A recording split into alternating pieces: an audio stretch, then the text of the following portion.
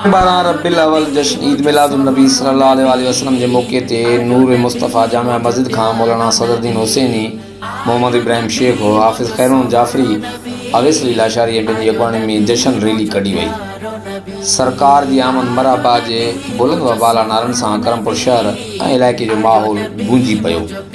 Rally में सब्ज़ गुंबज़ वारे झंडनि जा तिजला करमपुर जे ॻोठ रईस अलावदायो चाचड़ मां हाफ़िज़ वलीमोहन चाचड़, हाफ़िज़ सनाउल्ला चाचड़, रईस गुलाम शबीर चाचड़, हाजी नेकमोहन चाचड़, रईस जाड़ो खान चाचड़, मोहरम अली चाचड़, मेहरान अली चाचड़, नसरुल्ला चाचड़, बशीर चाचड़, दीदार चाचड़, गफ़ार चाचड़ ऐं ॿियनि जी अॻुवाणी में वसिया जमात जो काफ़िलो ईदगाह ग्राउंड वटि मरकज़ी जश्न रैली में हिसो बणियो। इलाइक़े जा ॿिया नंढा वॾा जश्न काफ़िला मरकज़ी जश्न रैली में शरीक थिया। जश्न रैली ॾियाणी चौक खां थींदी इलाइक़े जे मुख़्तलिफ़ रस्तनि ज़रिए करमपुर जे ॻोठ मोहम्मद आरब जाफ़री में पहुती, जिते उलमा इकराम जश्न ईद मिलादुन नबी सल्लल्लाहु अलैहि वसल्लम जलसे खे ख़िताब कयो। जलसे जे मुंतज़मीन पारां जलसे में शरीक आशिक़ान रसूल सल्लल्लाहु अलैहि वसल्लम खे लंगर पेश कयो वियो।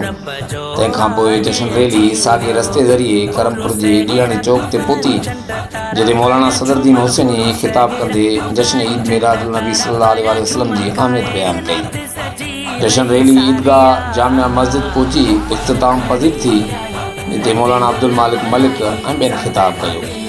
जश्न रैली जी पुॼाणी ते करमपुर शहर, इलाइक़े ऐं मुल्क पाकिस्तान जी ख़ुशहाली, सलामती ऐं अमन अमान लाइ ख़ुसूसी दुआऊं पिणु घुरी वयूं। उन जश्न रैली ऐं मिलादुन नबी जलसनि जे माहौल खे पुरअमन बणाइण लाइ करमपुर पुलिस पारां एसएचओ करमपुर रियाज़ हुसैन डुबकी जी अॻुवाणी में पुलिस हटाला शहर जे मुख़्तलिफ़ चौकनि चौराहनि ते चौकस रहण सां गॾोगॾु रैली जे अॻियां पोयां ऐं पासनि सां पोज़ीशनूं संभालींदे गॾु अलर्ट पिणु बीठल रहिया। ॿिए तरफ़ जश्न रैली ॻोठ कालू खान ओढाणो ऐं करमपुर लाहौती अनवर मीराणी जे होटल ते बि चकर लॻायो। ॻोठ कालू खान ओढाणो ऐं करमपुर लाड़े ते लाहौती अनवर मीराणी जे होटल ते पहुतल जश्न रैली में शरीक आशिक़ान रसूल सल्लल्लाहु अलैहि वसल्लम खे ॻोठाणनि ऐं मुंतज़मीन पारां लंगर पिणु पेश कयो वियो।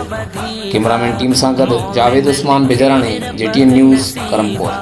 हे खुशी हर खुशी खां वधीका मोमिननि खे रब कई नसीबा।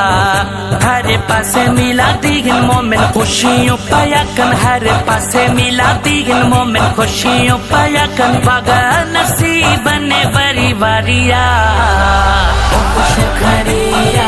रबीउल अव्वल आई ज़ात हबीब जी प्यारिया। खुशू खणी आयो रबीउल अव्वल आई ज़ात हबीब जी प्यारिया। ओ महरो हर दम मिलाद मलाए, अली मोहम्मद खंडू खीर विराए। महरो हर दम मिलाद मलाए।